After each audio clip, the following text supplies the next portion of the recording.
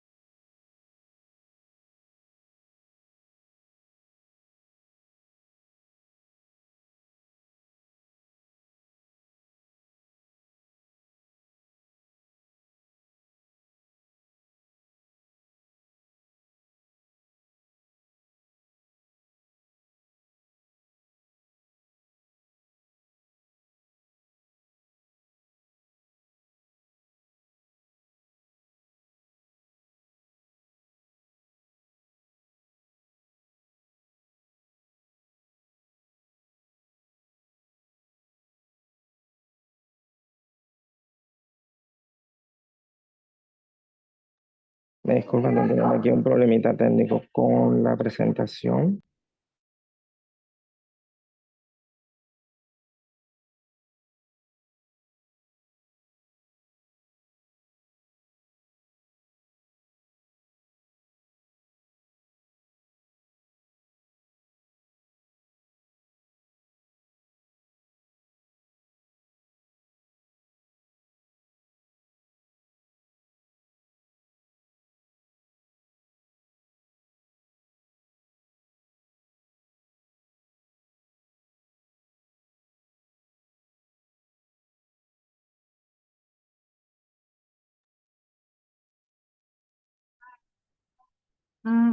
Gente, perdón por todos Si estos. quieres, sí, disculpen de Técnicos. verdad. Tenemos un problema técnico acá que hemos estado hoy un poco complicados.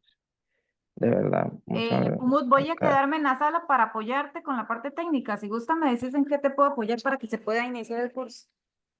Bueno, dile, te voy a pasar el enlace entonces de la presentación, porque será, no me queda de otra, porque no me está dejando presentarlo por alguna razón.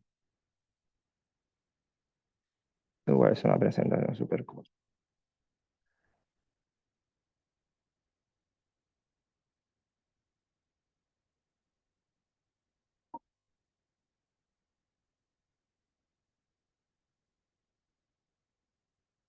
Ahí te paso el enlace.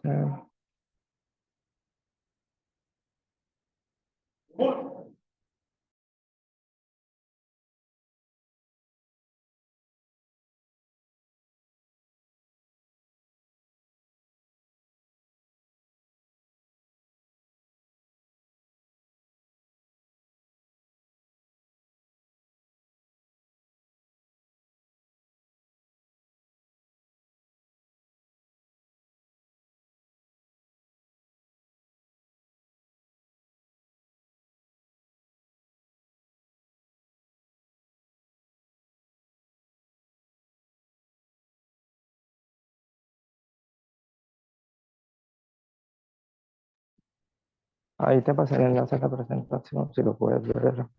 Me dices si empezamos, listo, rápido.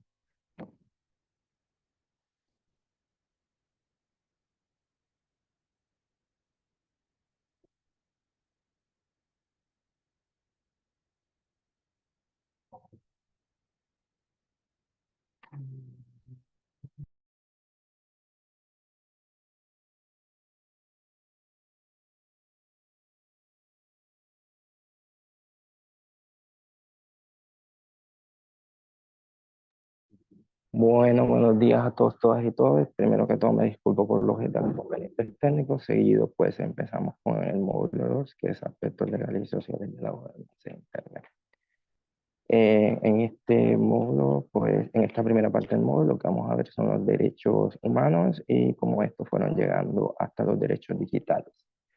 Ya luego seguiremos con un ejemplo de inclusión digital y cómo realmente se puede dar un acceso significativo en Internet, o sea, la aplicación de estos derechos digitales. Y por último, ya vamos a hablar de un tema que también está bastante relacionado, que es desinformación y la gobernanza de plataformas. Siguiente,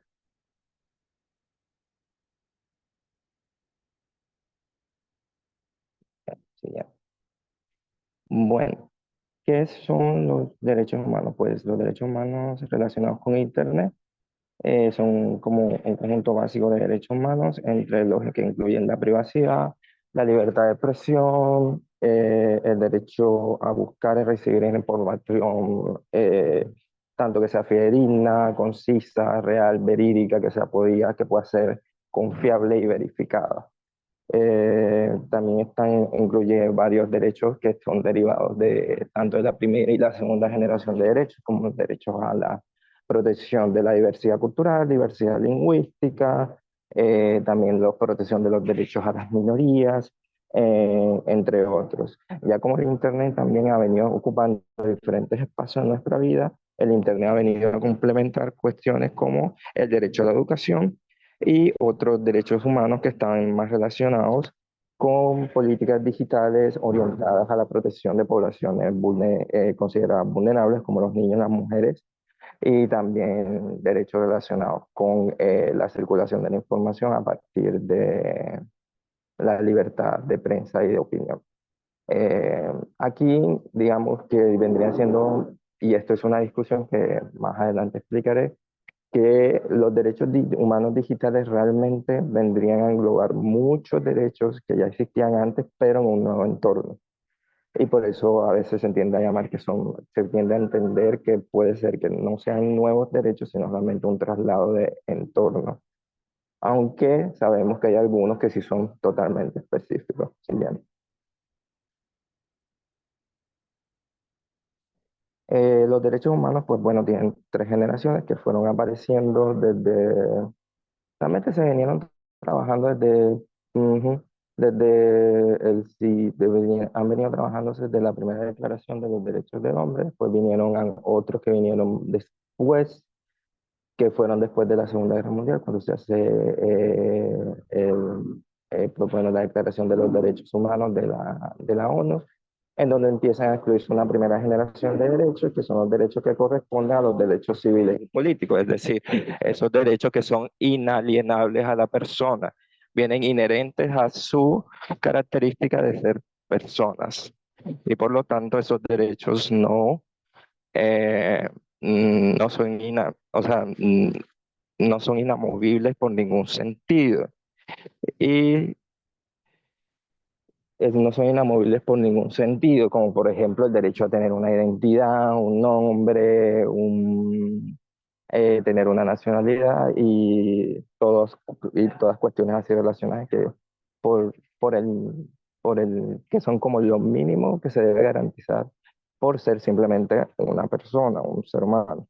Después viene una segunda generación que aparecen los derechos económicos, sociales y culturales que buscaban garantizar la igualdad entre las personas. ¿Por qué? Porque pasaba que estos derechos inalienables que teníamos entre todos, los derechos básicos, digamos así, humanos, pues bueno, no garantizaban del todo que todos estuviéramos en igualdad de condiciones. Entonces, para que pudieran garantizarse que todos pudiéramos tener acceso a todos esos derechos, se tenían que crear unos nuevos derechos que realmente contemplaran la diversidad de los seres humanos.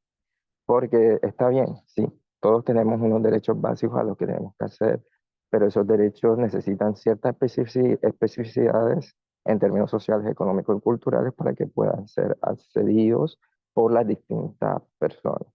Entonces, dependiendo de los lugares y los contextos, así se acceden así se expresan dentro de los marcos legales de estos derechos. En general son unas características bastante comunes, por ejemplo, el derecho a la diversidad lingüística, el derecho a la diversidad cultural, el derecho a, por ejemplo, a que haya unas condiciones específicas que permitan superar la pobreza, el derecho a una vivienda digna, cosas así por el estilo. Luego aparece una tercera generación, que son los derechos colectivos, que son derivados de la sociedad, de la solidaridad o son emergentes.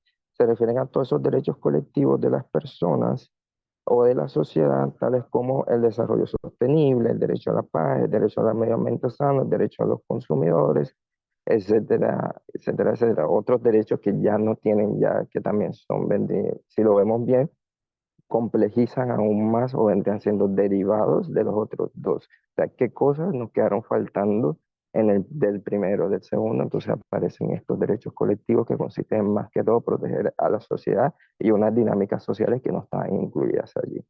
Siguiente.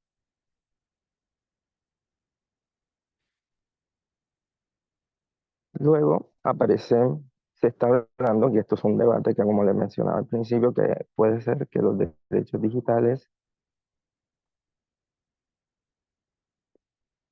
puede ser que los derechos digitales sean como una cuarta generación de estos derechos, en el sentido de que hay dos autores que defienden esta tesis que aparecieron más que todo en los años 90, hace de 30 años para acá se viene discutiendo eso, que son John Perry Barlow y Robert B. Gellman, que hablan de la Declaración de los Derechos en el Ciberespacio y la Declaración de la Independencia del Ciberespacio.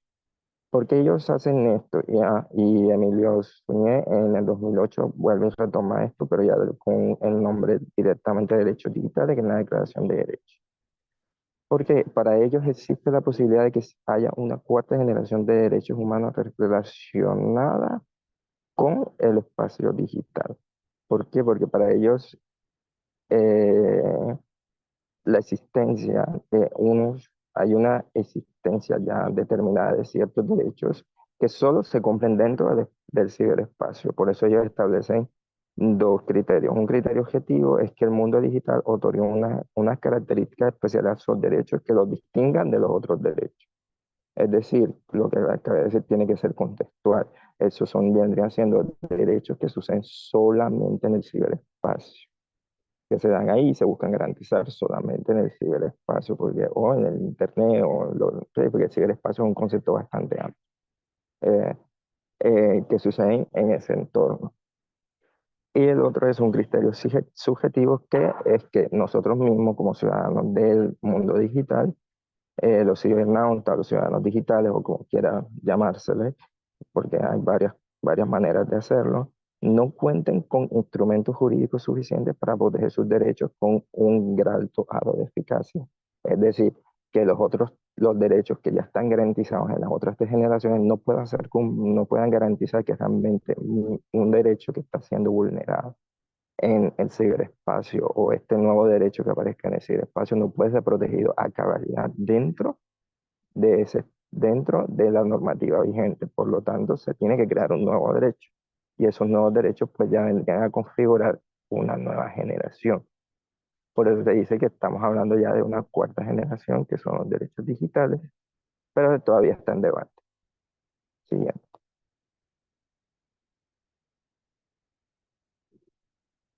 Entonces, dentro de todos estos nuevos derechos humanos que se han dado gracias al Internet, tenemos varios como el derecho al acceso, que es como el derecho que posee toda persona titular o cualquiera de acceder al Internet para ejercer otros derechos asociados como la libertad de expresión, la libertad de información, eh, la libertad de, no sé, de reunión o algunos derechos también colectivos, sociales, económicos que ahora también se están dando dentro del Internet.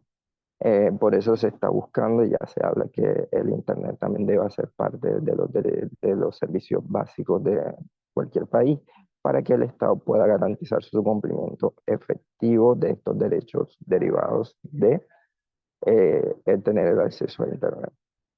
El derecho al olvido, que en algunas legislaciones del mundo están ya incluido como parte incluso de algunas constituciones, que consiste en la facultad que tiene una persona a solicitar a una empresa, un motor de búsqueda, que realmente eliminen o bloqueen un dato personal suyo por considerar que esta afecta a sus derechos fundamentales. Eh, el siguiente es el derecho a la libertad de expresión. El derecho a la libertad de expresión no, ya no solo se extiende a los espacios offline o de la vida offline, sino también online. Por lo tanto, aquí lo que se debe buscar es que no solo a través de garantizar el acceso al Internet, también se garanticen las condiciones para buscar, recibir y difundir informaciones e ideas de toda índole sin considerar fronteras, ya sea oralmente, por escrito, o en forma impresa o artística o en video, por cualquier procedimiento que la persona desee expresar, dar la expresión de cualquier idea o pensamiento que tenga. Siguiente.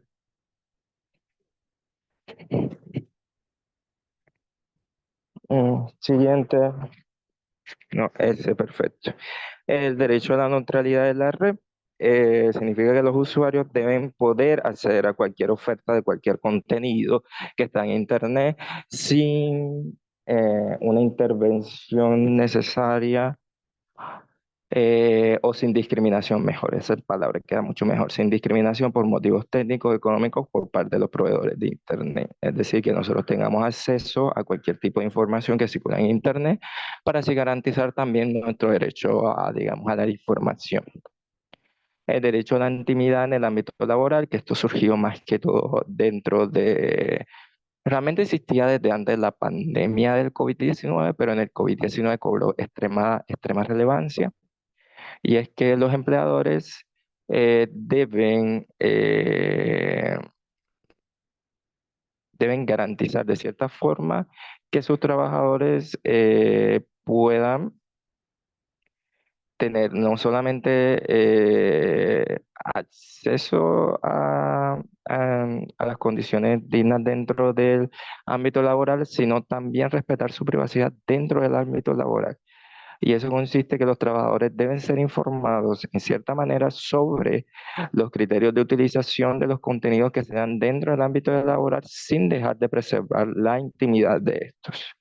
Es decir, que si se utilizan mecanismos, no sé, para medir el performance laboral de alguien o para, no sé, controlar el tiempo de la persona que esté trabajando efectivamente en algo, pues se le debe informar, y ese mismo, y a la vez se le debe decir el alcance de esa implementación de ese mecanismo, de tal manera que la persona no se vea afectada en otros derechos y sobre todo su intimidad. El derecho a la protección de los datos personales, que si bien ahora, que en muchas legislaciones de Latinoamérica ya existe, incluso se están reformando porque cada vez aparecen nuevas cosas diferentes con respecto a esto. Consiste en que toda persona en general, consiste en que toda persona tiene derecho no solamente a solicitar, sino también a que le rectifiquen, la actualicen o supriman en nuestros datos personales a empresas privadas u organismos públicos. Es decir, que los datos que nosotros compartimos tanto con cualquiera en Internet, por ejemplo, pues deberíamos tener la facilidad o un mecanismo que nos brinde o nos dé la garantía de que esos datos que compartimos, pues en algún momento van a desaparecer, ya sea porque nosotros lo pidamos o porque ya la legislación dice hasta cierto momento van a estar incluidos aquí y ya después de ahí ya no van a estar más. Eh, Siguiente.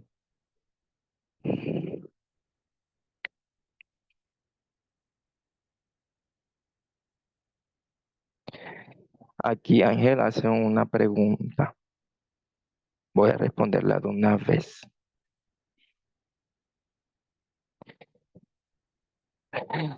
Sí, los derechos fundamentales suelen, sí, todo derecho fundamental o todo derecho humano en estos momentos se ha llegado como una especie de conclusión de que sí deben ser, se aplican de igual manera dentro de los espacios digitales. Eso, uno no pierde en ningún momento la característica de derechos fundamentales solo porque estén dados en un espacio digital. La mayoría de legislaciones del mundo pues lo contemplan de esa manera, que tanto los derechos humanos que suceden pues offline deben estar garantizados también online. Eh, este es otro derivado de la pandemia, que es el derecho a la educación digital. El otro es el derecho a la desconexión digital en el ámbito laboral. El de la educación digital está relacionado como que garantizar la plena, esto aquí es importante, la plena inserción del alumno en la sociedad digital y el aprendizaje de los usos de medios digitales seguro y respetuoso con la dignidad humana, los valores constitucionales, los derechos fundamentales y particularmente el respeto y la garantía de la intimidad, no solo personal, sino familiar y la protección de los datos personales. Es decir, no solamente es alfabetizar digitalmente, sino alfabetizar de una manera tal que se respeten todos los derechos humanos esenciales y se garantice un acceso significativo, que ya después vamos a ver un ejemplo de eso. El derecho a desconexión en el ámbito digital consiste que dentro de tu jornada laboral, tú puedes decir, deben haber acciones de que consistan de no contestar ningún tipo de información de ningún horario fuera de tu horario laboral. Tampoco asistir a algún tipo de reunión fuera de tu jornada laboral en caso de que tú no hayas, por ejemplo, hayas hecho una especie de acuerdo con tu empleador para que eso sea de esa manera, porque la idea, esto ya está contemplando también muchas legislaciones con respecto a los derechos digitales en el ámbito laboral. Después tenemos el derecho a la seguridad digital, que establece que todos los usuarios tienen derecho a la que todas las comunicaciones que sean en Internet sean de manera segura. Sí, sean de manera segura. Eso quiere decir que el tratamiento de los datos personales debe hacerse de un modo que garantice la seguridad y la confidencialidad de los datos que se está compartiendo dentro de. Es como el principio básico de seguridad online y ciberseguridad, que no solamente sea garantizado de manera técnica, que los datos sean transmitidos, sino también sea garantizado de manera de derechos humanos. Siguiente.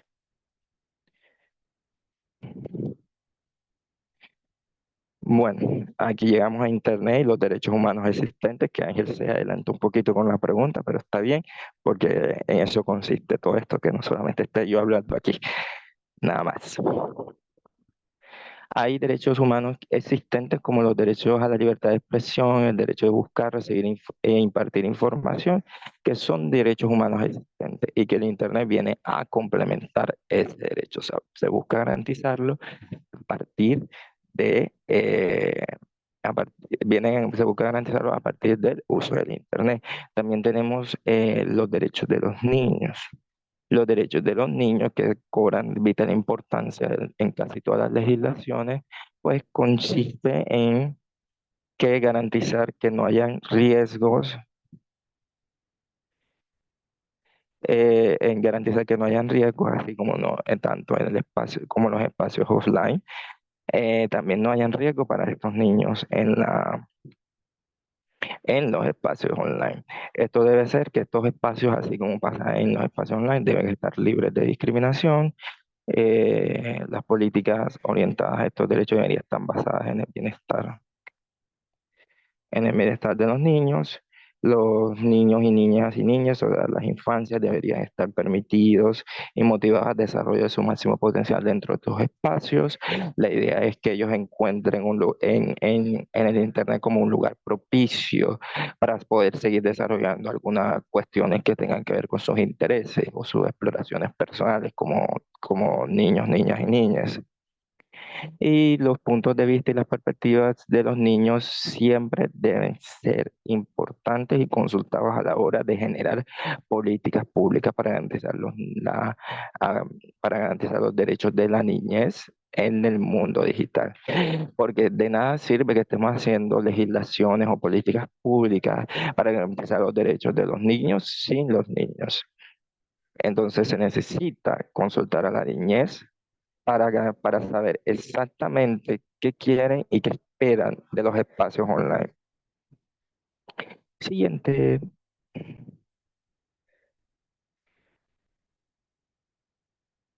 También están los derechos de las personas con discapacidad. Pues bueno, los derechos de las personas con discapacidad en este caso consiste en garantizar que, por ejemplo, garantías de acceso para los diseños,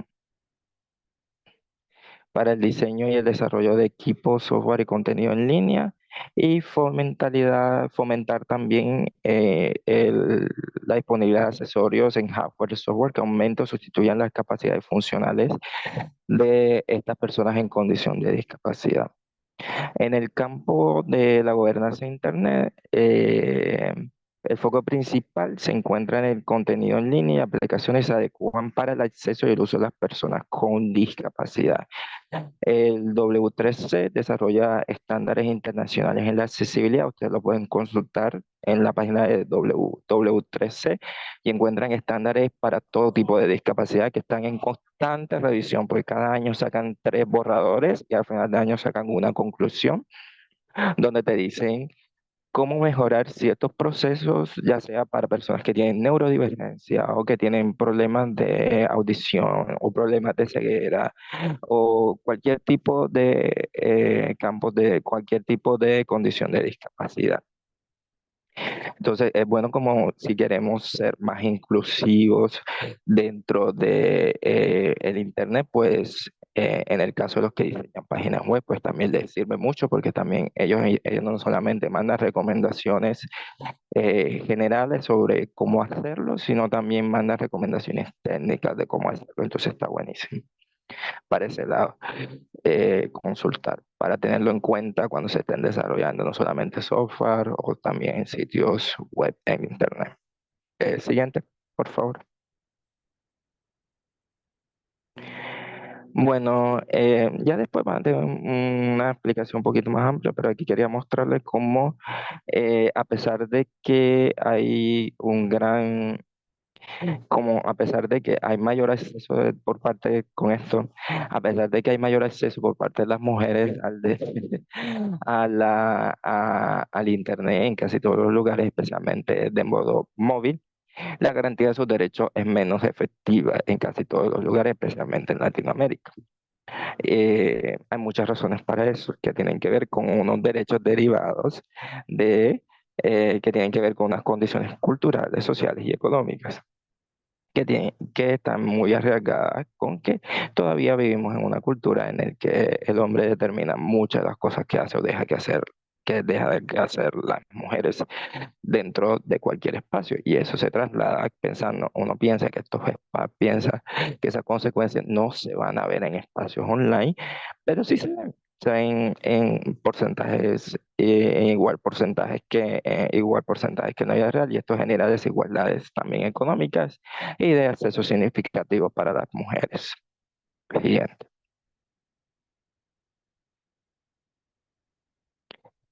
Y bueno, ya con esto terminamos esta primera parte. Ahora va a seguir mi compañera Fiorella, que tiene un caso justamente que habla un poco sobre la aplicación práctica de lo que tienen que ver los derechos digitales y acceso significativo en una población determinada, que no voy a decir ahorita qué es. Bueno, Fiorella, tienes la palabra y muy buenos días.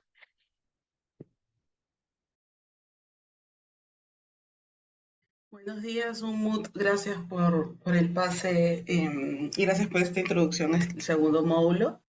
Voy a ver si es que mi internet no falla, si es que prende la cámara. En el caso falle el internet, o sea, se ponga inestable por la cámara encendida, la vuelvo a apagar. Voy a compartir pantalla. Un minuto. Como mencionaba Umut, el tema del que voy a desarrollar ahorita, creo que sí estoy bien con los tiempos, está relacionado a una inclusión dentro de la gobernanza de Internet particularmente. Dentro de la amplitud de diversidades que existen, voy a enfocarme en una de ellas, que es la diversidad en relación al género. Y cómo esta relación, o no relación, o mala relación con la gobernanza en Internet, no solamente con las tecnologías en general, sino me voy a enfocar particularmente en la gobernanza en Internet, ¿no? Esta esta sección o esta parte en la que voy a compartir un poco responde a esta pregunta, ¿no? Quisiera que sea un espacio un poquito más participativo, así que siéntanse libres de escribir por el chat o quizás levantar la manito si es que quieren hacer alguna consulta desde el micro, porque está súper bien. Lo que les invito luego de esta un poco de exposición y cuestionamiento general es esto, ¿no? Es que nos vayamos cuestionando qué tanto nos han preguntado, nos hemos preguntado o hemos considerado que la gobernanza de Internet genuinamente incluye a todas las personas en relación al género, ¿no? Particularmente en la comunidad LGTBQ. Entonces sí, que sea una exposición que fomente el cuestionamiento sobre el tema. Como contexto principal, soy parte de la organización Hiperderecho, donde ejerzo como oficial de activismo, soy comunicadora y me especializo en tecnología y género. En el contexto del último año, los últimos 8 meses, estamos desarrollando un proyecto que un poco habla sobre la inclusión u olvido, perdón, de la comunidad LGTBQ en el proceso de transformación digital que está teniendo Perú. Mi organización tiene como punto principal de trabajo Perú, también lo hacemos a nivel regional, pero principalmente es Perú, de manera cada vez más descentralizada.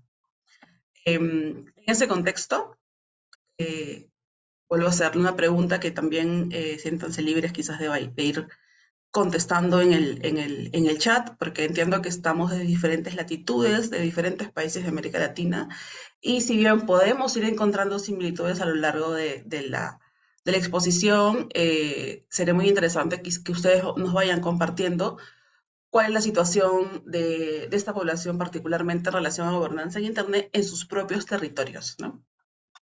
Como les digo, soy comunicadora principalmente, las personas LGTBQ han sido consideradas dentro de las políticas de Internet. Es una pregunta que quisiera que, ¿no? Si ustedes han conocido un proceso en sus propios países, ¿no? Dentro del desarrollo de políticas públicas en relación a la gobernanza en Internet, si es que han sido, así como sociedad civil en su amplitud está, en teoría, invitada a que participe desde mesas de trabajo, ¿no? Le han puesto el foco a la población LGTBQ en este desarrollo. Es algo que, por ejemplo, en el caso de Perú, vamos a ir viendo a lo largo de la presentación. Pero eso también un contexto relevante es que en América Latina cada vez se visibiliza más cuántas personas, cuánta ciudadanía es abiertamente perteneciente a la población LGTBQ, ¿no? Brasil es el tercer país con mayor población LGTBQ declarada, ¿no? Estamos hablando que no considera a las personas, estas son las estadísticas de ILGA, pueden encontrarlas en la página de ILGA como tal, no considera a las personas que aún no se identifican como popularmente decimos, no salen del closet, ¿correcto? Entonces, y tampoco están considerando a las adolescencias ni a las infancias, sino a únicamente personas mayores de 18 años que se identifican o que han expresado abiertamente ser parte de la comunidad LGTBQ desde la orientación, identidad o expresión. Y América Latina tiene una posición bastante importante dentro de ella, ¿no? Brasil, Chile, Argentina, Colombia. Entonces es importante que seamos consideradas las personas maricas dentro de estas políticas públicas, ¿no? Así que ese es un punto importante al que quisiera cuestionar y que desde el IUN 2024, AIF 2024, vayamos poniendo en agenda conforme vayamos avanzando en los siguientes foros, ¿no? En Latinoamérica y en su momento en el AIF global, que ya llegaremos a ese cuestionamiento también, ¿no? Sobre el territorio donde se está realizando. En el caso particular de Perú, porque voy a partir un poco de los testimonios de Perú, ya que estamos haciendo esta investigación a nivel descentralizada aquí en nuestro territorio. En el 2019, Ipsos, que es el Instituto de Investigación, o bueno, sí, el INEI, perdón, en colaboración con Ipsos, que es el Instituto Nacional de Estadísticas del Perú, en conjunto con Ipsos, hizo una encuesta virtual para identificar la población LGTBQ, ¿no? Que se identificaba, como digo, de 18 para arriba, de los cuales en el 2019 se identificaron 1.700.000 peruanos, peruanas y peruanes, perdón, 2017 como personas pertenecientes a nuestra comunidad, ¿no? En ese momento correspondía a un 8% de la población general en nuestro país. Esto se publicó en el 2019. Al día de hoy somos más peruanos y peruanas y seguramente si volvemos a hacer una encuesta virtual incluso, no dudaría en pensar de que somos más de 2 millones, considerando las brechas digitales que tiene Perú, ¿no? La conectividad y el acceso a Internet que tenemos las personas LGTBQ, que ahora vamos un poco a conversar de eso, es mucho menor que las que tienen las personas que no pertenecen a la comunidad, ¿correcto? Entonces ya de por sí estas cifras, ¿no? Este registro tiene bastantes sesgos, ¿no? Es quizás un poco exploratorio en relación a la realidad de cada territorio que tiene Perú, pero nos da un punto de partida para justificar por qué es relevante que seamos parte, ¿no? Que seamos parte activa y de manera asertiva dentro de la formulación de políticas públicas en las tecnologías y en la gobernanza de Internet. También traigo este tema al YUM porque en el 2023, en julio del 2023, exactamente hace poco más de un año, se publicó la Política Nacional de Transformación Digital acá en Perú. Este plan se venía trabajando desde el 2019 y se hicieron diferentes espacios de diálogo con diferentes sectores, el sector público, que era el que lo lideraba, a partir de la presidencia del Consejo de Ministros. En Perú tenemos una Secretaría Nacional de Transformación Digital, que ya tiene bastantes más años, que responde a la presidencia de consejos de ministros, ¿no? En este caso es el Poder Ejecutivo acá en Perú. Y en el 2019 se inició a trabajar esto, un plan de transformación digital que terminaría en el 2030, ¿no? Que se ejecuta desde julio del 2023 hasta el 2030. Lo que busca esta política de transformación digital es fomentar la ciudadanía digital, ¿no? Es un término muy utilizado, no solamente por el sector público, el sector privado, la academia también lo utiliza. Y se ha dividido o se evaluó en 8 capacidades principales, ¿no? Ese es el objetivo o los objetivos específicos dentro de la ciudadanía digital que busca fomentar la Secretaría de Transformación Digital. Son 8 capacidades específicas. Quisiera también, como les digo, siéntanse con la libertad de poder escribir en el chat si es que alguna de estas competencias o estas situaciones que yo voy a ir narrándoles en relación a Perú les resuena o se aproximan a las realidades de sus propios territorios, incluso, ¿no?, al contexto sociopolítico de sus países. Me parecería muy interesante que podamos hacer este intercambio. Dentro de estas 8 capacidades que quiere fomentar la Secretaría es acceso a la información, ¿no? Buscar y acceder a información a través de Internet, la comunicación, la educación como tal, la capacitación y educación, facilitar servicios que el Estado ejerce, ¿no? No solamente que el Estado, sino que también que el sector privado facilita para el buen vivir. El sistema financiero, ¿no? Fomentar el uso de la banca digital, fomentar el uso de la compra y venta de productos y servicios como tal, ¿no? Comprar productos dentro del sector público y el entretenimiento, ¿no? Son ocho aspectos, son capacidades que busca fomentar esta gran política de transformación digital publicada el año pasado. Nos comenta Ángel en el chat, ¿no? Hay muchos sesgos dentro de que incluso viene de la misma conformación, exactamente, la conformación de Internet. Ya tiene una estructura bastante heteronormativa, ¿no? El que no seamos parte activa de ellas como maricas es una violencia porque nos está excluyendo, ¿no? Lo que nos dice Ángel dice que, por ejemplo, en Colombia, hace algunos años, no se enfocaba la comunicación en un lenguaje inclusivo. Ya eso nos da ¿no? el rechazo a un lenguaje inclusivo, que también sucede en Perú. Es una manera de exclusión directa, ¿no? Hacia las personas, en este caso particular, las personas no binarias.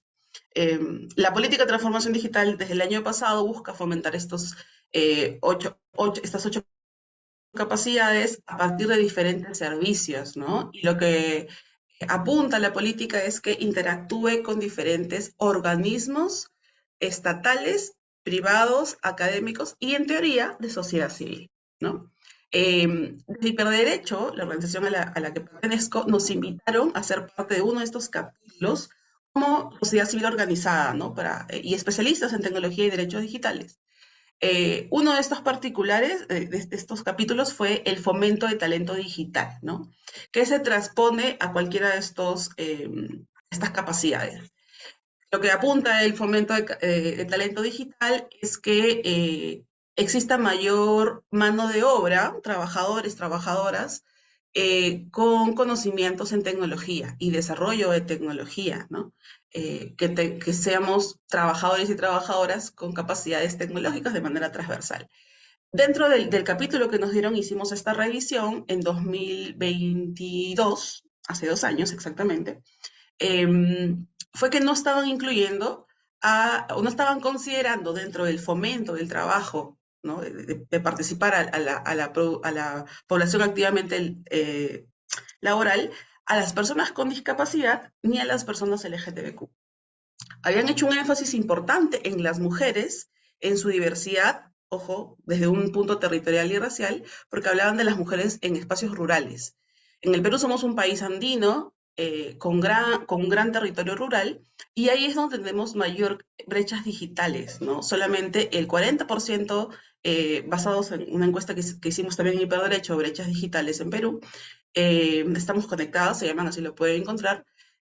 Solo el 40% de los espacios rurales tienen un acceso a Internet y no necesariamente el adecuado, ¿ok?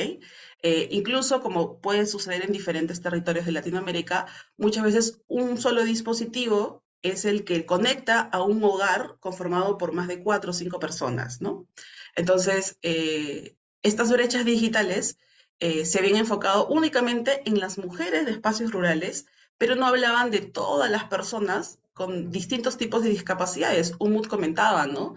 Existen mecanismos, protocolos internacionales que lo que buscan es hacer que las tecnologías sean más accesibles. Bueno, para el fomento de talento digital, que las personas trabajemos en tecnología o con recursos tecnológicos, no estaban considerando a las personas con discapacidades visuales, físicas, auditivas o neurodivergentes, pero tampoco a las personas LGTBQ, ¿no? Donde tenemos una tasa muy baja de inclusión laboral, que ahora voy a también decir algunas cifras en relación a eso. Entonces, hicimos estas dos observaciones, sin embargo, llegada la publicación, vemos que incluyeron a las personas con discapacidad, hicieron consultas, bueno, de manera articulada, como les digo, estas políticas responden y a diferentes entidades del Estado, pero también invitan a que haya participación del sector privado. Sin embargo, no consideraron, por lo menos en esa recomendación directa, a las personas LGTBQ. A partir de esa ausencia, ¿no? de esta omisión, por lo tanto, de manera personal lo considero esta violencia estatal, estamos haciendo esta investigación que les menciono, que se llama Transformación Digital para Todos, donde analizamos las políticas públicas, mecanismos, iniciativas y actividades, donde el que no nos incluyan como una minoría o una población vulnerable a las personas maricas, tiene consecuencias relevantes en el desarrollo de esto que llaman ciudadanía digital, ¿correcto? Ese es el contexto adicional. Como les digo, sería importante que me vayan comentando si es que se sienten cómodos y cómodas y cómodes, cómo es un poco la situación en sus propios territorios, así como nos mencionaba Ángel, ¿no? En Colombia tenemos un poco esta situación con el rechazo del el lenguaje inclusivo. Entiendo que ahora es un poco menos. Igual ahí me corregirán. Para discutir este análisis del que yo les hablaba, retrocedíamos un poquito para conocer cuáles son los derechos humanos previos a que nos hayan excluido por completo de la Política Nacional de Transformación Digital. Justo he tenido la presentación de UMUD previa que da un contexto muy importante sobre derechos humanos fundamentales, ¿no? De estos 5 derechos que tenemos como base o que hemos considerado dentro de la investigación como base, solo contamos con uno, ¿no? Está la ley de identidad de género, que en el Perú no se tiene, sigue siendo evaluada y rechazada por diferentes comisiones dentro del Congreso, pero tampoco la presidencia de los consejos de ministros de los últimos 7 presidentes que hemos tenido ha decidido promulgarla tampoco, ¿no? No contamos con una ley de matrimonio igualitario, ¿no? Lo que implica también como consecuencia que, por ejemplo, la adopción entre personas de familias homoparentales no exista, independientemente del matrimonio, no, pero eh, eh, apoya esta narrativa de rechazo. No tenemos una ley que impulse la inclusión laboral de las personas LGTBQ y hemos retrocedido en el fomento de la educación con enfoque de género, ¿no? Que de hecho, a partir del Parlamento que contamos en los últimos 3 años, que es un poco quien dirige, estamos dentro de un contexto de dictadura parlamentaria, ha hecho que se retroceda en relación a estos enfoques, ¿no? Lo único que contamos y que esperamos y seguimos trabajando desde Perú para que no retrocedamos con la ley de sanción que sanciona la discriminación por orientación sexual en cualquier espacio y territorio nacional, es la única bandera, ¿no? que tenemos para respaldar el hacer valer nuestros derechos o el no ser discriminados en algún espacio, sea digital o físico. Entonces, tenemos derechos previos a hablar de una Internet inclusiva, mucho más de una gobernanza en Internet donde seamos partícipes activos y activas de ella, ¿no? Sin embargo, se sigue legislando alrededor de la gobernanza en Internet, ¿no? Y hay una ley en Perú que fomenta el uso de la inteligencia artificial para fomentar el uso de los servicios públicos. No tienen esta ley que ya se promulgó de fomento de la inteligencia artificial, no cuentan no solo con un enfoque de género, ¿no? Sino que no cuenta con un enfoque de diversidad afirmativa, no está cuidando los datos personales de las personas y bueno, muchos más puntos que podría enfocarme acá, pero desarrollar más, perdón, pero voy a enfocar particularmente en gobernanza de Internet y las personas LGTBQ. Entonces, este panorama inicial nos está haciendo hacer este levantamiento de información en 5 regiones de Perú y hemos dividido 4 dimensiones en base a estos primeros hallazgos y el análisis de las políticas que se van haciendo con el equipo de abogadas de Hiperderecho, que son como las bases posteriores, ¿no? La consecuencia de este análisis para que podamos hablar que la gobernanza en Internet se vaya fomentando desde un enfoque de diversidades, ¿no? Son 4 dimensiones. Ahorita vamos a ver un poco cuáles son las consecuencias también, ¿no? Una de estas dimensiones es la identidad. Como mencionaba en el slide anterior, no contamos con una ley de identidad de género, ¿no? Y uno de los puntos a los que tenemos derechos humanos como tales de manera global es el derecho a la identidad. Y cuando hablamos de identidad, no solamente hablamos de un registro en nuestro documento de identidad, sino también a la identidad digital, ¿no? La existencia en Internet a partir de las tecnologías. En el 2022 hicimos diferentes actividades alrededor de una campaña que se llamaba Internet Marica. Uno de los testimonios de un compañero de la organización Futuro No Binario, ¿sí? Si no me equivoco, así se llama la organización, decía, ¿no? Que ella, cuando intentaba hacer compras por internet en plena pandemia, es una persona con acceso a internet, ¿no? Con educación académica superior, y si es una persona no binaria, y cada vez que hacía compras por internet en plena pandemia, donde no podía salir, donde no podía, más allá de que su expresión física sea la que ella buscaba, cada vez que se registraba en el banco, cada vez que hacía compras, usaba el e-commerce como un servicio cualquiera, el nombre que figuraba era el nombre legal que le habían asignado al nacer y no con el que se identifica. El género que le habían asignado al nacer y no con el que se identifica, ¿no? Entonces, para esta persona, lo que nos contaba es que existir en Internet y ejercer su derecho de ciudadanía digital en Internet era un recordatorio constante de la violencia que el Estado tiene frente a la negación de su existencia y de su identidad no binaria, ¿no? Entonces, es muy importante contar con esta ley, no solamente para el derecho al voto como tal, sino para existir de manera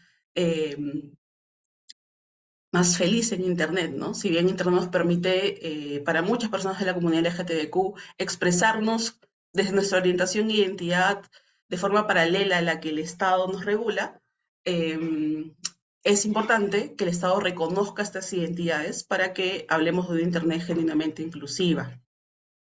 Otro punto de estas dimensiones es la violencia digital. Quizás aquí no voy a explayar mucho porque creo que la mayoría de nosotros hemos experimentado algún tipo de violencia digital, principalmente si somos mujeres, principalmente si somos parte de la comunidad LGTBQ, y existen muchos tipos de violencia digital, o de violencia de género en línea particularmente, para ser más exactas. En el 2018, Hiperderecho también hizo un estudio pionero y exploratorio sobre la violencia de género en línea, y una de las poblaciones más vulnerables eran las personas LGTBQ, mucho más las personas LGTBQ activistas, juventudes activistas LGTBQ, ¿no? Más allá de las periodistas y de las mujeres en su diversidad, particularmente las personas LGTBQ. Y si bien tenemos leyes que buscan sancionar y prevenir la violencia de género en línea, no mencionan explícitamente que también incluye, ¿no?, a las maricas en su diversidad, ¿no? Otra dimensión es la libertad de expresión, como hablaba, ¿no? Las personas LGTBQ son afectadas, principalmente las activistas. Y cuando una persona, independientemente de la postura política que pueda tener, expresa la opinión en contextos electorales o contextos de crisis política, en realidad en Perú es casi todo el año, las crisis políticas, si esta persona se ha identificado como marica en cualquiera de sus dimensiones, orientación o identidad, la probabilidad de que sea atacada su opinión, que sea cuestionada su opinión, si es que fuese una persona heteronormativa, es mayor, ¿no? Entonces, esta es otra de las dimensiones que buscamos defender y analizar, ¿no? Analizar para defender dentro de la gobernanza en Internet, ¿no? Y por último es la inclusión digital. Y cuando hablamos desde Hiperderecho de la inclusión digital, no solamente hablamos de una existencia libre de violencia, de una identidad, sino también que seamos participativos y participativas en las decisiones trascendentales, ¿no? Que podamos tomar decisiones desde nuestras propias necesidades y realidades, ¿no? De manera interseccional, desde los diferentes territorios y desde las diferentes orientaciones que podamos tener dentro de la comunidad, ¿no? Una inclusión real. Como decía, hay muchos tipos de diversidades. Hoy me estoy enfocando en la diversidad de género, no en la de discapacidades o étnicas, quizás. Así que estas 4 dimensiones son nuestro segundo punto de partida luego del análisis, ¿no?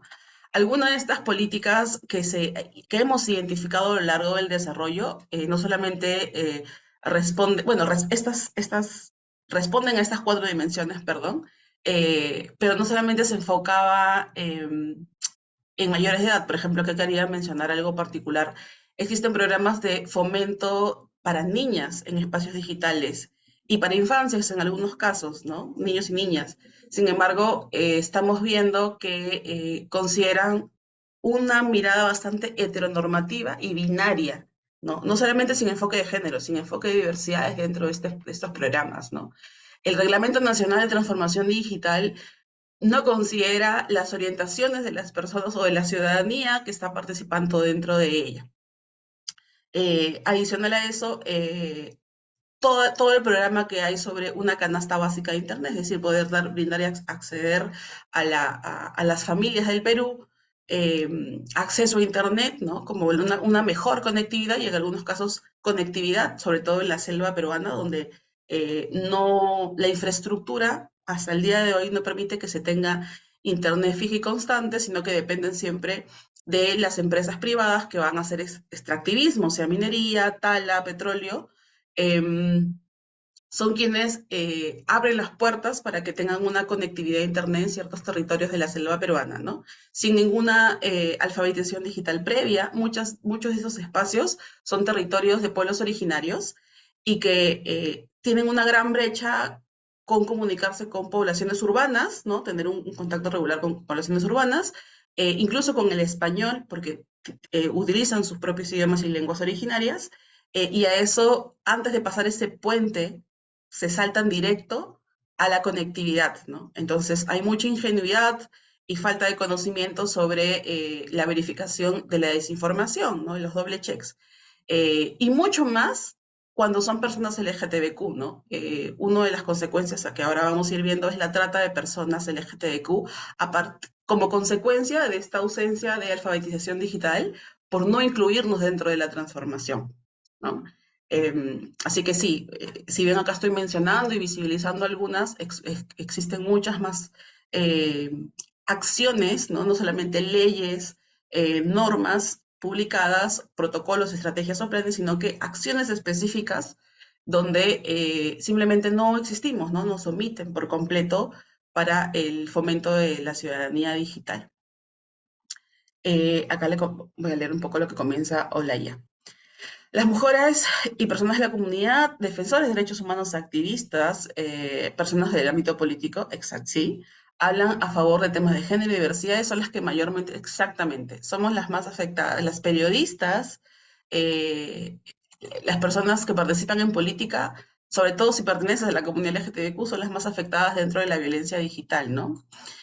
Para Holanda, perdón, estoy pronunciando mal tu nombre, Olaya nos comenta que no existe la libertad de expresión, la democracia ni la libertad académicas mientras siga existiendo violencia de género digital, y coincido contigo, estamos hablando entre nosotros muchas veces, ¿no? No nos hablamos entre nosotros mismos, entre los mismos defensores, entre los mismos activistas, y no tenemos una repercusión en lo tangible para la vida de estas personas que están siendo olvidadas principalmente por los estados, ¿no? Principalmente los estados, pero también por la ciudadanía que cómodamente nos tapamos los ojos, ¿no? Que cómodamente no accionamos en voz de nuestra comunidad.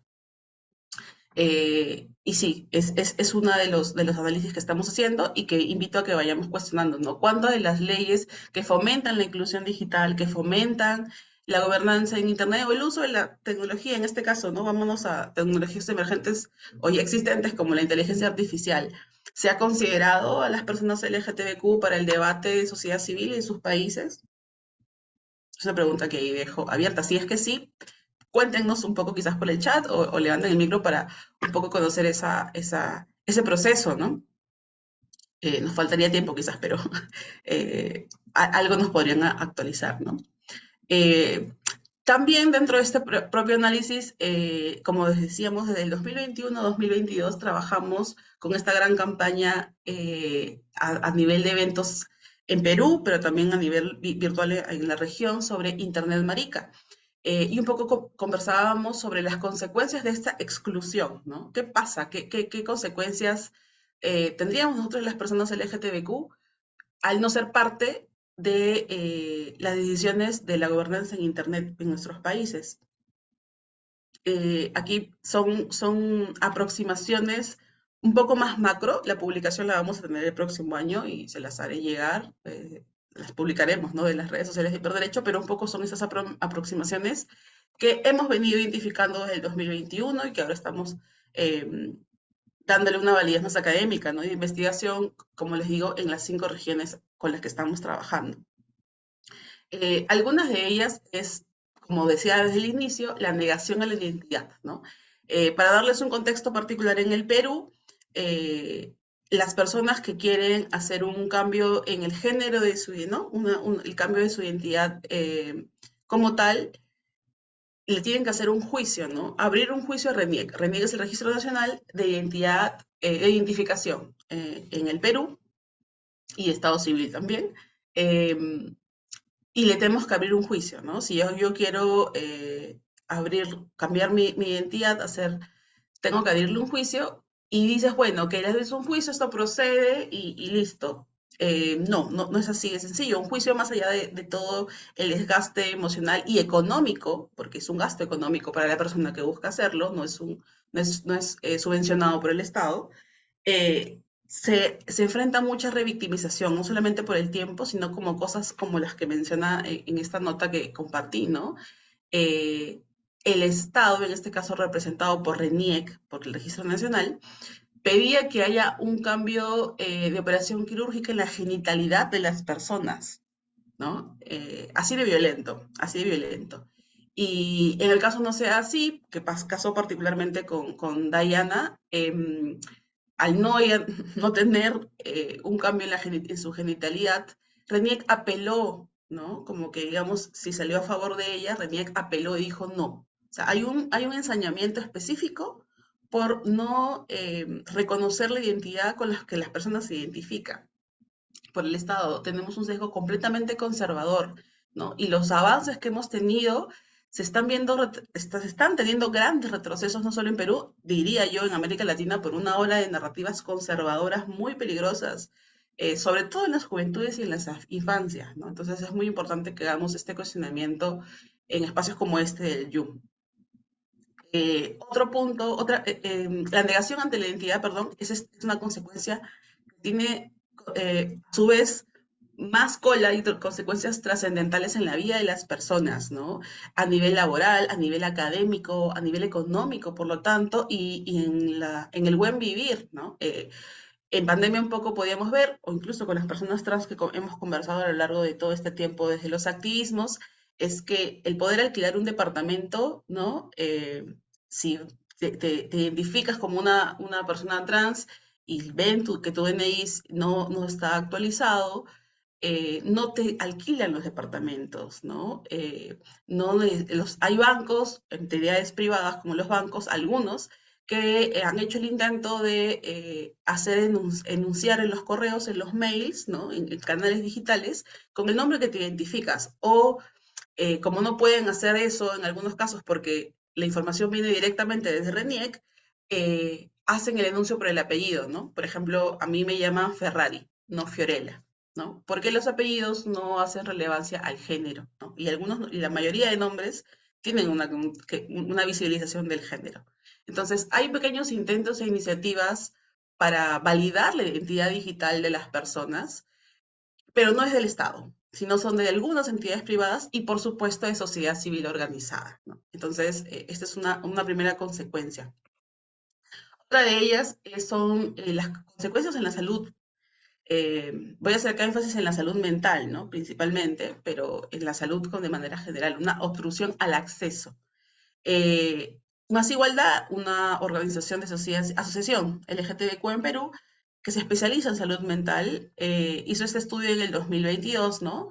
Sobre las consecuencias del acceso que tenemos las personas LGTBQ, no solamente en espacios públicos, sino también en espacios privados, ¿no? Los profesionales de la salud mental o no mental tienen muchos sesgos conservadores y no hay ninguna ley, más allá de la de contradiscriminación, que sancione a profesionales de la salud que sean violentos o no reconozcan eh, o que traten de manera discriminatoria a las lesbianas, bisexuales, gays, trans, personas no binarias, ¿no? Sobre todo en temas de salud mental,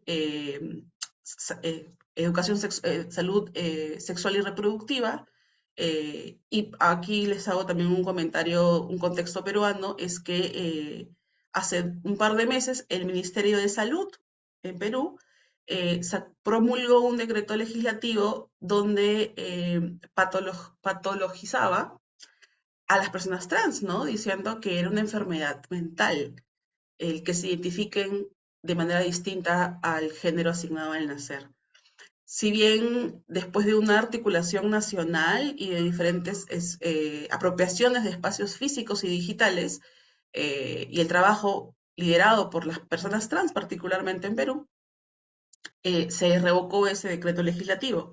Sin embargo, otra actualización dentro del Ministerio de Salud es que se les olvidó al Ministerio de Salud hacer la compra de los retrovirales, ¿no? Los retrovirales son el medicamento que las personas con VIH positivo necesitan para brindar calidad de vida, para tener calidad de vida, ¿no? Entonces, el debate alrededor del acceso a la salud en espacios digitales sigue siendo álgido y las personas más vulnerables a este ciberactivismo son las personas LGTBQ, ¿no?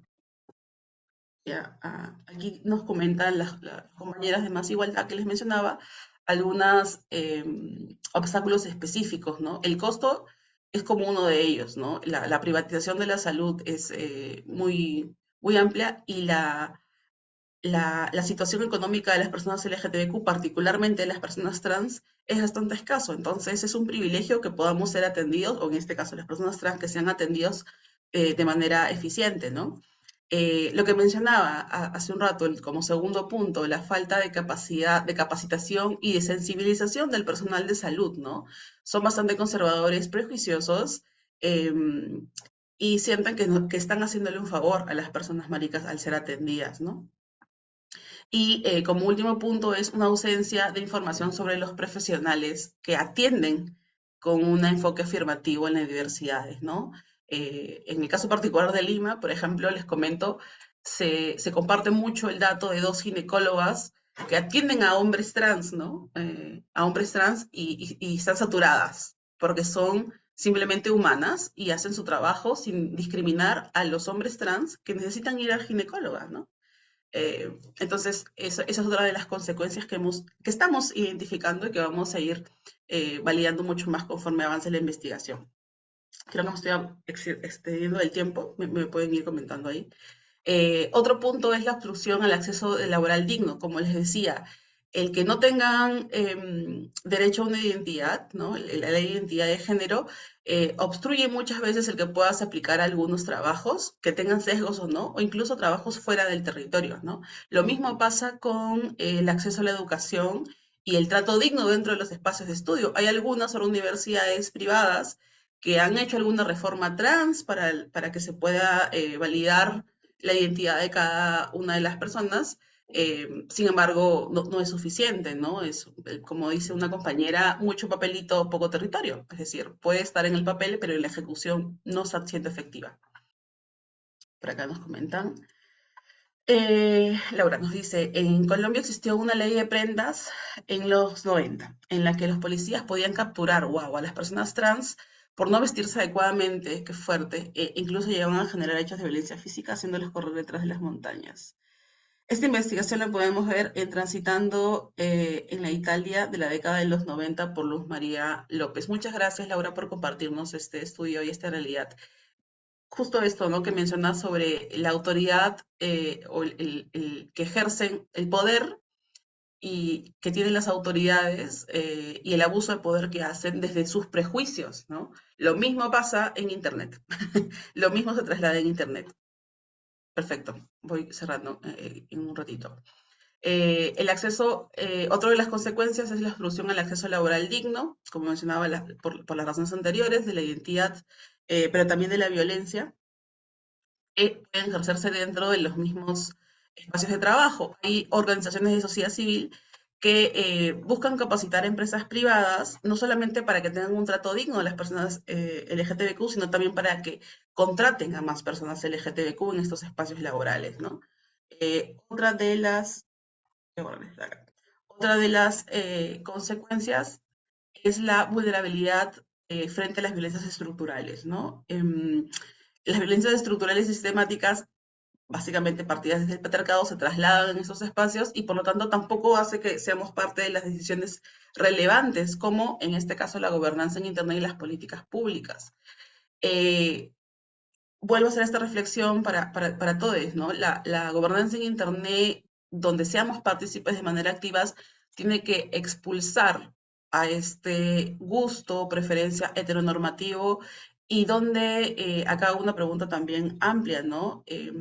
Esta exclusión y esta violencia estructural no solamente está pensado en lo sexual de las personas LGTBQ, ¿no? Sino también en otros derechos, como por ejemplo el de votar, ¿no? En el 2022, Rosa Rabiosa hizo una campaña digital para que para que las personas trans ejerzan su derecho a la votación sin discriminación, ¿no? Sin discriminación. Entonces, el que podamos ejercer nuestros derechos como ciudadanos o fomentar la ciudadanía digital, tiene que partir porque seamos parte de las decisiones relevantes, ¿no?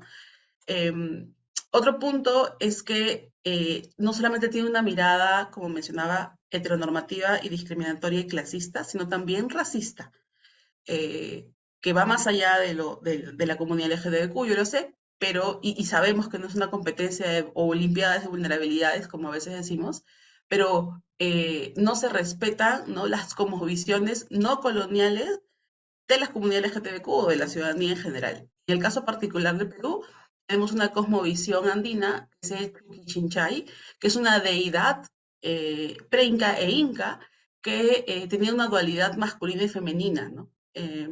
Y que era respetada. Sin embargo, bueno, desde la colonización esto ha sido completamente excluido, y las formas en las que vemos las políticas públicas, independientemente de que sean para Internet o no, tienen una mirada únicamente occidental, ¿no? Y si a eso le sumamos la exclusión en el fomento de las políticas públicas en gobernanza Internet de las personas maricas, imaginemos cómo es eso cuando son personas maricas de pueblos originarios y cuando son personas maricas de pueblos originarios que no hablan español directamente, ¿no?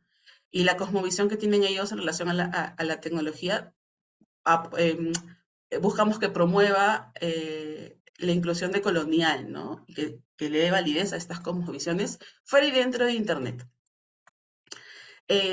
Como último, para ir cerrando, porque ya estoy contra el tiempo, voy a dar ciertos alcances generales que hemos ido identificando para el fomento y la inclusión real de las personas LGTBQ dentro de la gobernanza en Internet, ¿no?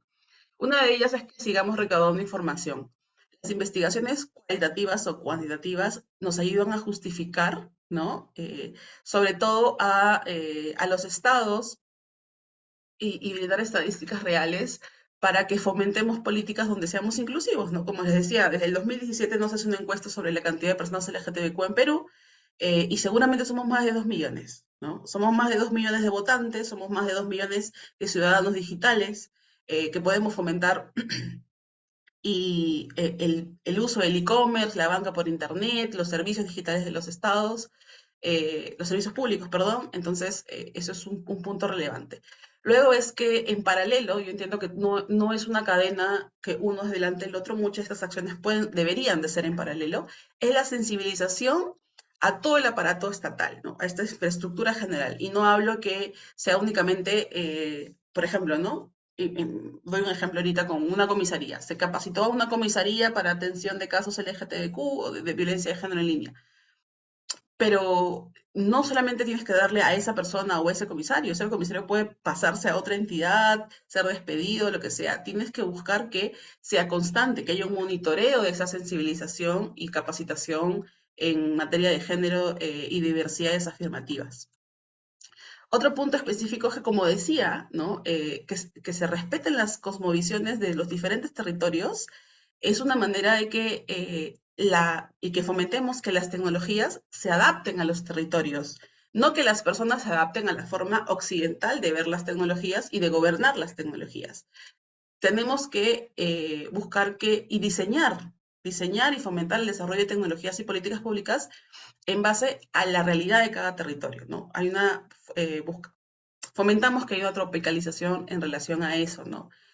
Algunas de eso, por ejemplo, hay organizaciones LGTBQ en Ucayali, en la selva peruana, en Huancayo, en Huánuco, en la sierra, en el centro de Perú, que están empezando a tener activismo, ciberactivismo en relación a este fomento, ¿no? Un ejemplo chiquitito era que nos comentaban en Moquegua se hizo una consulta previa para abrir una minería, ¿no? Para empezar a hacer extractivismo en sus territorios. Sin embargo, esta consulta previa, que es un derecho y es una ley que tiene que consultarse al territorio de la ciudadanía de cada territorio si es que esta mina puede existir o no, fue una encuesta virtual y no todas las personas tenían acceso a Internet, ¿no? Entonces, las 5 o 6 personas o pocas personas que podían acceder a ella votaron que sí, ¿no? Y la empresa privada, o en este caso la minera, según la ley, cumplió, pero en la realidad no, porque el acceso a Internet era otro, ¿no?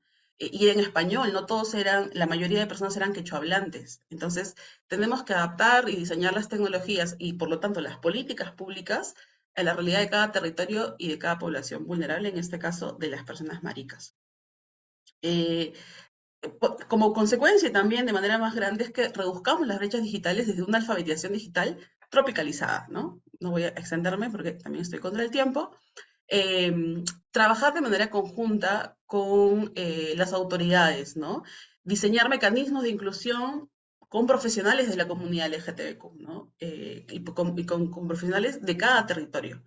Que seamos parte de las mesas de diálogo es relevante, que seamos parte de que, no solamente como representatividad en el Congreso, sino que también, por ejemplo, en cuántos IEF ha habido una presencia LGTBQ relevante, ¿no? Había una comisión marica en el LGTBQ anterior, en el IEF, perdón, anterior, y aquí es donde quiero resaltar un poquito que el IEF de este año, al ser en un territorio bastante hostil a Arabia Saudita, si no me equivoco, ahorita es un territorio que no solo no respeta a las personas LGTBQ, no respeta a las mujeres. Entonces, es una invitación a que no asistamos, ¿no? Desde al sur hemos tomado un poco esa postura, nos hemos comunicado, hemos hecho un comunicado al respecto, y es importante que los foros de gobernanza en Internet piensen en todos y en todes, ¿no? No solamente en el sector que financia, sino que genuinamente abra el espacio para todos. Y el hacerlo en Arabia Saudita excluye por completo a las maricas para que seamos parte de ese foro. Y otro punto es que hablemos de esto en nuestras propias comunidades, ¿no? Que conversemos desde nuestras propias realidades la transversalidad de las tecnologías en las agendas LGTBQ. Yo sé que para muchas organizaciones, colectivos y territorios hay cosas siempre más importantes, ¿no? Muchas veces el hambre, el trabajo, la clase, la violencia está por encima de que si me incluyen o no en la gobernanza de Internet, o sea, son cosas secundarias. Sin embargo, la tecnología cada vez cumple un rol más importante en nuestras vidas y tiene que estar en nuestras agendas, ¿no? Entonces les invito a que fomenten y que se acerquen como especialistas en tecnología o interesados en tecnología y la gobernanza a las organizaciones LGTBQ, que fomenten que ellas pongan en su agenda la gobernanza en Internet. Para cerrar, quería compartir que esto que les estoy invitando a que vayamos a hacer es algo que también que hemos empezado a hacer desde Hiperderecho. Invité a la compañera Alejandra Franz, ella está estudiando comunicaciones y fue parte de un programa de narrativas en línea que es Hiperderecho. Y fue la primera expositora trans que hemos tenido en un foro de gobernanza en Perú, ¿no? Desde el 2014, 2012 creo que tenemos foro de gobernanza en Perú y nunca había una expositora no, no cisgénero dentro del espacio, ¿no? Y justamente el tema que ella vino fue la relevancia que si hablamos de identidad digital, se tiene que hablar de una ley de identidad de género en el Perú, ¿no? Alejandra Franz, grandes la pueden encontrar en las redes sociales así, es una activista que dentro de su agenda activista tiene la gobernanza de Internet como un punto relevante. Con eso cierro y muchas gracias por su mañana. Creo que voy a ver mis comentarios. Listo. Gracias. Les invito a que próximamente conozcan Transformación Digital para Todos y lo van a poder encontrar en las redes sociales de Hiperderecho.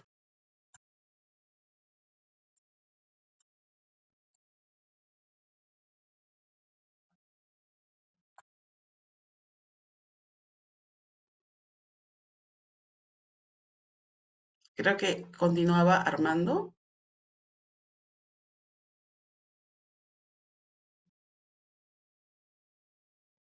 Sí, buenos días. Denme un momentito en lo que cargo la presentación y arrancamos. Segundo.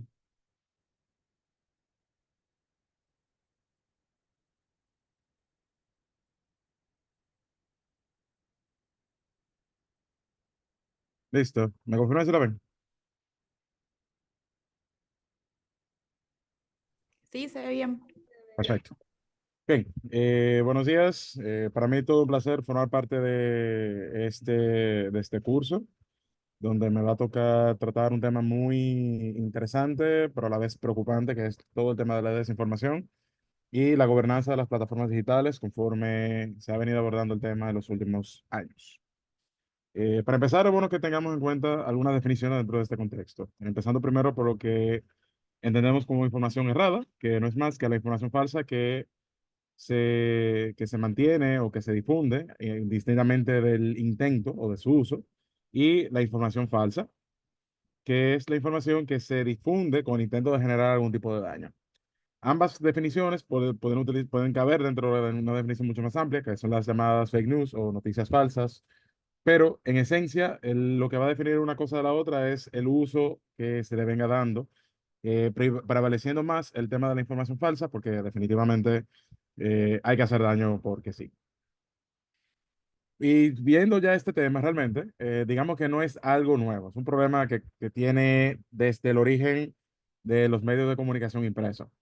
Las noticias falsas, de hecho, diría yo que se han venido masificando a la medida que los medios de información se han ido sofisticando y se han vuelto más especializados y, naturalmente, gracias a la tecnología, pues digamos que las posibilidades que tenemos para poder generar contenido de dudosa procedencia se han multiplicado más, se han multiplicado más que por 100. Eh, y eso naturalmente se debe a que hay condiciones que han cambiado periódicamente. Por un lado, tenemos del lado de la demanda, que aunque la psicología humana no ha cambiado, la polarización ha aumentado la demanda de desinformación y nuestra respuesta a ella. Y de la perspectiva de la oferta, el auge de los medios que tienen un tinte político partidista y también social, y en adición a la ruptura de las normas contra la mentira, ha dado lugar a que el aumento drástico de la oferta de la desinformación, bueno, vaya yendo y creciendo. Y eso a su vez le sumamos que también múltiples plataformas digitales, desde la década pasada a la fecha, digamos que han adoptado una postura bastante laxa con relación a la gestión de las informaciones que circulan sobre sus instancias. Ahora bien, viéndolo desde la perspectiva del proceso tradicional de creación de noticias, mayormente cuando vamos a un medio periodístico de cierta reputación, nos damos cuenta de que naturalmente sí existen ciertos controles, porque digamos que tenemos profesionales que han dedicado una gran parte de su carrera a aprender y a entender cómo redactar o difundir noticias o producir información que tenga cierto grado de credibilidad y de veracidad, y que naturalmente existen controles desde el punto de vista editorial que naturalmente se encarga de realizar todo un proceso de validación y en dado caso, hasta de autocensura, en caso de ciertos contenidos que ameritan pasar por esta clase de controles, perdón, y que a su vez mantienen controlado todo el proceso de publicación y de amplificación de las noticias que nosotros al final del día consumimos. Ahora bien, claro, hay ciertas excepciones, como el caso de la censura estatal, pero eso son cosas que no necesariamente vienen sobre la mesa. Ahora bien, con la llegada del Internet y mayormente con las redes sociales, de forma concreta, ahora mismo llegamos a un punto en que cualquier persona puede publicar, cualquiera puede replicar, cualquiera puede editar. No existe un cuerpo editorial per se, no hay quien descarte una noticia falsa de una noticia verdadera, y básicamente entramos en el reino del sálvese quien pueda. Lo que nos lleva a que el proceso actual de creación de noticias se vea más o menos así. Tenemos por un lado un grupo de amateurs y profesionales, ambos en el mismo nivel, que están creando contenido, que a su vez editan los contenidos, en algunos casos se autocensuran o no, publican los contenidos y digamos que existe ahora mismo una red de distribución que se encarga de amplificar todo lo que se publica, lo que se consume a una velocidad increíble. Y muchas veces sin un control y sin unos medios para poder llevar a cabo un proceso ordenado de difusión de estos contenidos y hace que una noticia se pueda viralizar prácticamente en segundos. En esencia, lo que estamos viendo ahora mismo es el Internet al servicio de la desinformación. En ese sentido, es bueno que tengamos en cuenta las distintas tipologías de desinformación con las que contamos. Por un lado tenemos los clickbaits, que no es nada más que estos grandes titulares que están hechos para llamar nuestra atención y que con el simple propósito de generar tráfico hacia sus páginas web, hacia sus contenidos, y que muchas veces las noticias no necesariamente se relacionan con lo que nosotros estamos leyendo en el momento. Por otro lado, está todo el tema de la sátira o parodia, que son los llamados memes, otros artículos que más orientados a esa misma línea, cuyo propósito generalmente, aunque se utiliza para generar desinformación, pero lo hacen de una manera tal que se ve como algo inocuo o inofensivo, porque simplemente está haciendo burla o un chiste de una situación o de una persona determinada en el momento, pero que igual puede ser igual de dañino que una noticia normal. Por otro lado, está la información errada, que va muy de la mano con los rumores, que no es nada más que información que, sí que se reporta o se reporta de manera inadecuada y a su vez se difunde. Y quizás llegamos ya al punto más difícil de todos, que es o lo más complicado, que son las llamadas teorías de conspiración, o que muchas veces están avaladas en datos e información que se encuentran manipulados.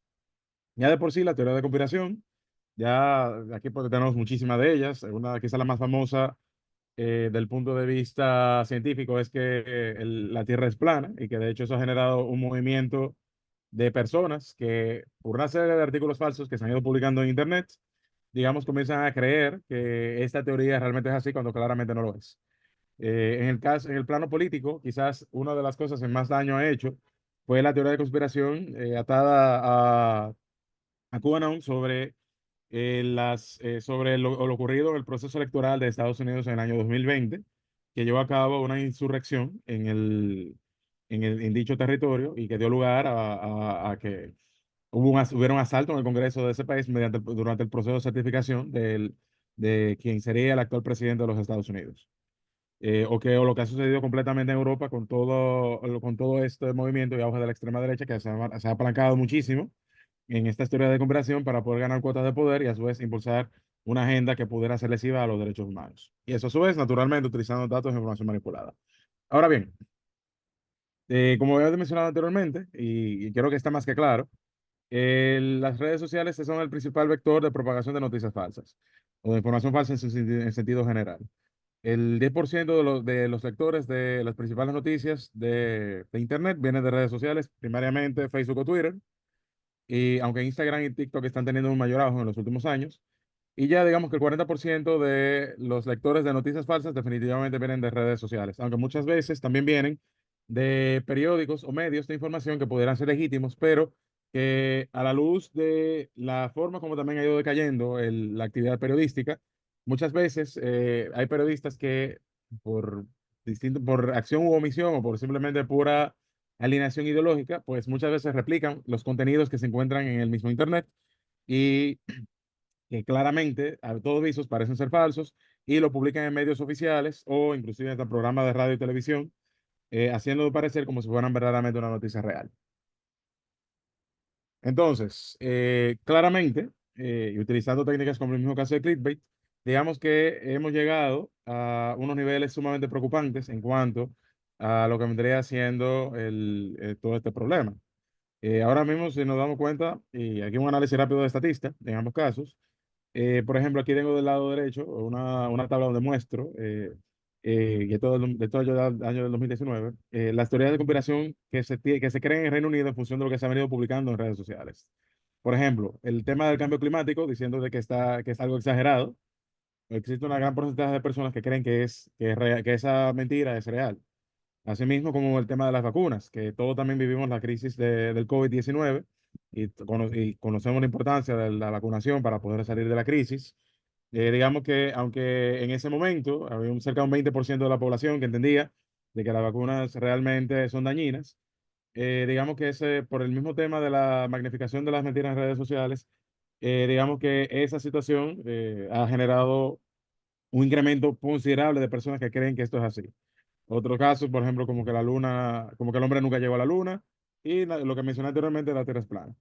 Ahora bien, yéndonos del lado derecho, y esto ya un detalle importante, que usualmente el tema de las teorías, vemos aquí un perfil de donde mayormente la gente obtiene, por ejemplo, sus informaciones, desde medios tradicionales hasta, por ejemplo, lo que se ve como las fuentes de noticias, por ejemplo, de YouTube, Facebook en este caso, Twitter o noticias tradicionales.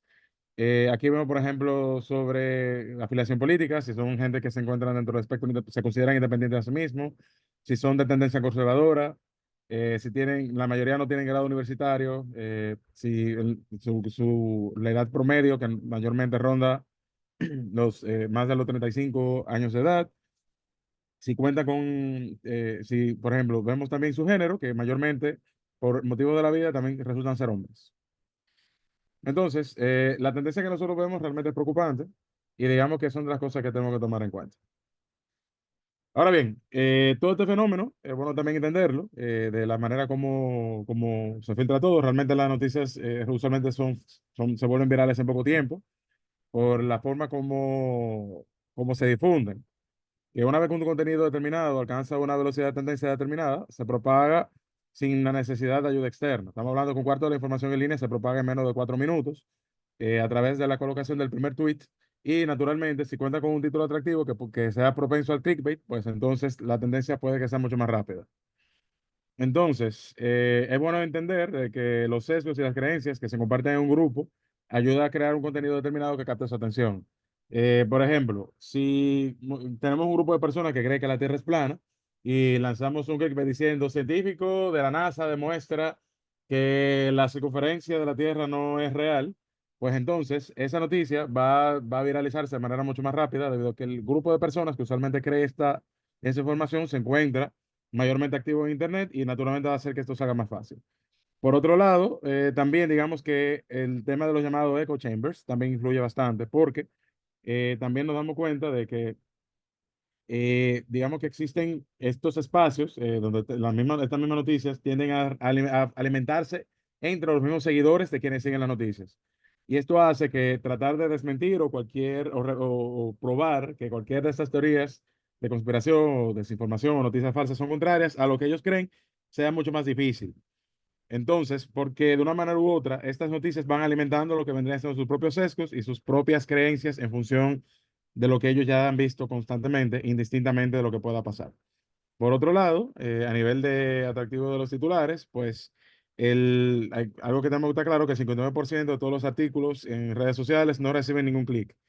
Simplemente las personas confían en lo que dice el titular y comparten la información más para adelante. Y eso es un problema que también, de una manera u otra, debo buscarle la forma a que eso no siga ocurriendo. Por otro lado, también entran los bots y otros mecanismos de automatización, y como he mencionado antes, el tema de la sátira a través de los memes, simplemente ayudan a difundir esta clase de rumores sin la necesidad de intervención humana. Y creo que un ejemplo perfecto de cómo los memes ayudan a difundir esto, es el caso que le da el mismo dueño de Twitter hoy en día, que mayormente se comunica mediante memes y a través de estos difunden mensajes políticos que pueden ser lesivos contra la estabilidad política, social o económica de un determinado país, cosa que lo ha usado frecuentemente. Más recientemente, por ejemplo, con el caso de los gobiernos del Reino Unido, distintos gobiernos de la Unión Europea, la misma Unión Europea, países como Brasil, recientemente en su guerra contra el sistema judicial de ese país, y naturalmente en Estados Unidos contra los rivales de la corriente política que él ahora mismo abandera, que es la corriente conservadora. Entonces, naturalmente, esto tiene una serie de costos sociales y de daños que es bueno tomarlos en consideración, empezando todo el tema de la pérdida de información de calidad, porque a la medida de que esta clase de informaciones corren libres, sin ningún tipo de controles o de filtros por parte del mismo sector de periodístico o noticioso, y también por parte de los mismos estados, pues naturalmente, digamos que contenido de calidad tiende a perder visibilidad y por tanto queda sepultado en los anales en los anales del Internet. Por otro lado, eso también genera una pérdida sistemática de credibilidad en la prensa y en los medios de comunicación en general, porque mientras más personas crean que las noticias falsas son reales, estos comienzan a mermar también la credibilidad de medios tradicionales que ya cuentan con cierta reputación en publicar información verídica, sí, por el simple hecho de que no necesariamente ésta se acomoda a sus sesgos cognitivos o ideologías sociales o políticas sobre determinados temas. Eso va de la mano con la pérdida de visibilidad y relevancia de los medios editoriales tradicionales, y a su vez esto socava los fundamentos de los sistemas democráticos de los estados. Lo que definitivamente resultaría en la instauración de regímenes que serían peligrosos y que pudieran atentar contra todos los derechos humanos de sus ciudadanos o de personas que se encuentran en situaciones de vulnerabilidad. Ahora bien, este es un problema que definitivamente hay que enfrentar. No es que no se ha hecho nada en los últimos años y de hecho se han tratado de establecer medios de gobernanza para poder lograr entenderlo y poder saber cómo enfrentarlo. Desde la industria per se, digamos que se ha tratado de definir, principalmente del medio de la industria editorial, medidas colectivas para asegurar todo el tema del fact-checking y cada vez que ocurre una noticia falsa, buscar la manera de desmentirla inmediatamente y de difundir estos fact-checkings a los ciudadanos, a las personas, para que puedan tomar decisiones conforme a estos aclarandos que se hacen. A su vez, se han reforzado los estándares editoriales sobre cómo la información se publica, cómo se verifica lo que está ahí y demás. Asimismo también, para aquellos medios que hacen uso de ciertos algoritmos y contenidos, digamos que se ha tratado también de definir algunos aspectos para su regulación o de cómo aprovechar mejor algunos algoritmos de buscadores, como es el caso de Google o del mismo caso de DuckDuckGo, con la finalidad de que los artículos e informaciones que verdaderamente tengan algún respaldo científico, que verdaderamente haya sido producto de una investigación veraz, pues tenga una relevancia y en cuanto a los índices de búsqueda, en la medida que los usuarios van buscándolos. Y por ejemplo, otra cosa que se ha tratado de hacer es regular mejor el uso de los paywalls, hacer mejores implementaciones con la finalidad de que más allá de los titulares, digamos que los aspectos importantes de la noticia puedan también ser leídos por parte de los mismos usuarios y digamos también en caso de que de que un medio específico tenga esa clase de restricción, por lo menos el resumen básico de lo que se quiere transmitir llegue a los usuarios y consumidores. A su vez, esto va de la mano con todo un proceso de educación a los mismos usuarios, a los consumidores, sobre cómo hacer uso efectivo de estas plataformas y cómo poder detectar cuando una noticia es falsa y cuando no, ya sea a través de los distintos medios electrónicos o bien a nivel de los contenidos que se utilizan. Y a nivel de regulación de las plataformas digitales, muchos de los medios tradicionales que ya conocemos, como el caso de Twitter, Facebook y los más emergentes, como el caso de TikTok, digamos que han venido tratando de implementar moderadores de contenido, aunque en el caso de Twitter, esto es algo que se ha venido desmontando sistemáticamente desde 2022, tras la compra de la plataforma por parte de Elon Musk. Todo el tema del sistema de verificación de cuentas también es uno de los medios que se ha venido implementando, aunque también se ha cualquierizado en los últimos meses.